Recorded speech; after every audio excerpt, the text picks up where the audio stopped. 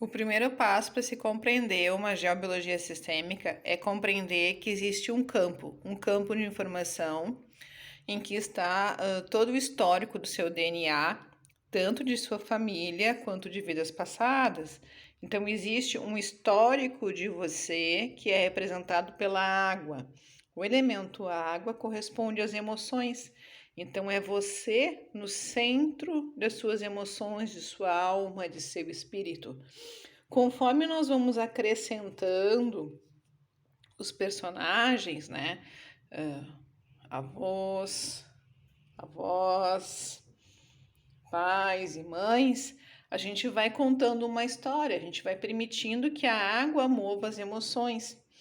Junto disso, nós temos sentimentos: o amor, a paz, a transformação. E conforme isso se move, vai determinando o seu estado de espírito, como você se representa, a sua percepção diante das coisas que acontecem ao seu redor. E esse é o princípio básico. Então, a água é como se fosse um espelhamento da sua situação presente. Agora, eu vou montar um campo para vocês perceberem como a geobiologia entra dentro do campo da constelação familiar. Agora se incluiu a parte da radiestesia. Então, ela se torna uma geobiologia. Por quê? Porque existe um gráfico, um testemunho, que é a parte muito importante, com o suporte, né, das qualidades de cada pedra que é colocada. Então, existe uma intenção concentrada, determinada diante de um objetivo já pré-determinado. Então, como você vai dissolver e trabalhar essa energia é como o campo vai representar. Então, neste momento, o campo está sendo estimulado a ter uma identidade e um foco de direção dessa energia. Vamos ver com o aurímeter como é que fica agora? Então, vamos. Olha, eu estou colocando aqui na bacia. Olha aqui. Olha como a energia muda. Olha como ele se sacode. Olha só, tá encostadinho aqui, ó, testemunha. Olha como a energia do campo se altera e começa a gerar uma outra frequência, né? Então, qual a quantidade de energia que eu tenho? Tá paradinha minha mão aqui, ó. Eu aumentei a frequência do campo, dirigi ela. Um momento. Nessa parte, eu começo a colocar as âncoras. As âncoras são os sentimentos, sua disponibilidade afetiva, as questões mentais, medo, tristeza, amor, autoestima, tristeza, alegria, cura, né? Então, são âncoras. São pontos que vão me dar parâmetros da qualidade do sentimento ou dos pensamentos que se revelam diante no campo, né? Então, o que acontece?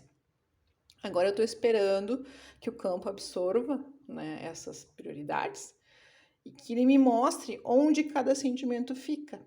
É uma pré-preparação. Então, ele identifica quem está no testemunho, qual é o objetivo diante colocado do testemunho, e ele vai se organizar conforme as prioridades relativo a este momento. Então, nós vamos aguardar um pouco, eu deixo sempre se estabelecendo até que se organize por si só. A parte interessante aqui é que você pode ver que eles vão se recolocando, né? Então, vamos dizer que a pasta está pedindo lugar, ó. Então, eu vou abrindo espaço, vou perguntando, né, onde cada um quer ficar e de que forma. E eles vão se recolocando. Então, isso é uma parte muito individual do processo. O momento seguinte seria eu colocar a pessoa a qual está no testemunho e verificar como ela transita entre as âncoras, né? Como é o sentimento primário dela nesse momento.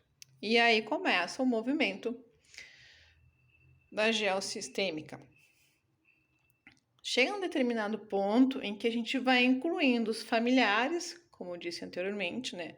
Pai, mãe, ou situações, porque, gente, a geossistêmica não é só para questões de antepassados, mas também para desafios kármicos, ou seja, se você tem problemas de relacionamento, se você tem problemas de trabalho, a gente pode colocar a situação atual, a sua chefia, o seu relacionamento, os seus parentes, os desafios de estudo, representados diante das âncoras. Depois vem uma parte bem legal que eu chamo de curadores. Digamos que eu coloquei a situação da pessoa do testemunho, encontramos alguns desafios com pai e mãe, ou chefes, eu posso colocar aqui, vamos botar uma chefia aqui, que pode representar um emaranhamento que essa pessoa teve com seus familiares, e a gente coloca os curadores, que neste caso são os nomes de Deus, que são pontos de apoio. São 72 nomes de Deus. Eu vou escolher alguns conforme vai ser sorteado e eu vou incluir isso dentro do campo. É como se eles estimulassem o desenvolvimento de uma nova percepção sobre a situação.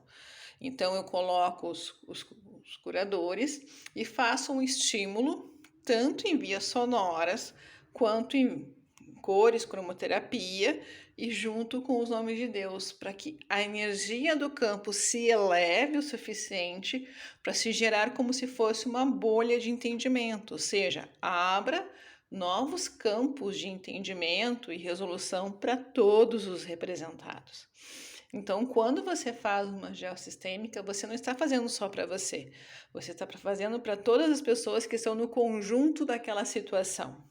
Então, existe um desenvolvimento a ser desencadeado com a evolução da energia. É como se eu desse uma bolha de sabão de energia para todos que estão aqui representados. Então, nós vamos permitir que haja uma concepção diferente, que eu chamo de ponto de percepção, que vai ser realinhado e despertado diante, né, do objetivo colocado no testemunho. Se você me perguntar, mas Lissandra, qual é a diferença de uma constelação em relação a uma geossistêmica? É que a geossistêmica ela fala por ela mesma. A gente não precisa, quando você faz uma constelação, existe a distância, a pessoa que está sendo constelada, ela tem uma determinada sensibilidade em relação aos focos e as pessoas colocadas. Neste caso, o campo fala por si mesmo. Agora você percebe que cada âncora recebe a pessoa que está sendo descrita no campo. Olha, essa encontrou a paz, esta encontrou a transformação, este manifesta a tristeza olhando para o campo. Lá nós temos alguém que está num desafio de evolução diante da alegria. Então, conforme as âncoras, nós conseguimos perceber quais são os potenciais de emoções e pensamentos que estão abrangentes na situação. E nós vamos estimulando com a energia até que tudo se harmonize, até que tudo fique de uma forma positiva para se dar um passo à frente na evolução. O que acontece muitas vezes é que surgem pessoas, fatos, podem surgir pessoas que já desencarnaram, pode surgir pessoas que ainda, deixa eu pegar aqui, ainda estão por vir. Então, a questão aqui de tempo e espaço é uma variante muito significativa, tanto em termos de passado quanto futuro, com a influência do presente nessa situação. Então, nós conseguimos também fazer para pets, né? Animaizinhos, nós conseguimos fazer para alguns bens como automóveis. Também existe a possibilidade de fazer diretamente para algumas uniões, alguns vínculos, alguns contratos, algumas experiências profissionais de vida, alguns desafios em relação a vícios, compulsões, questões específicas financeiras,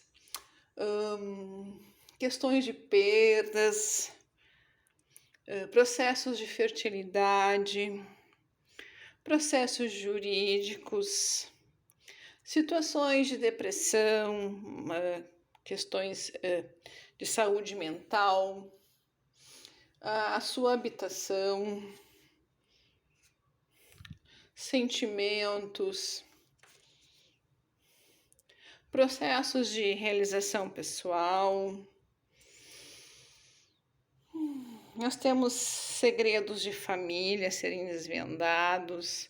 Enfim, um manancial muito grande de pesquisa e entendimento. E conforme vai desenvolvendo, a gente vai conseguindo construir, né, uma percepção completa do que está inserido e o que está ausente, para que a gente possa estimular uma nova harmonia.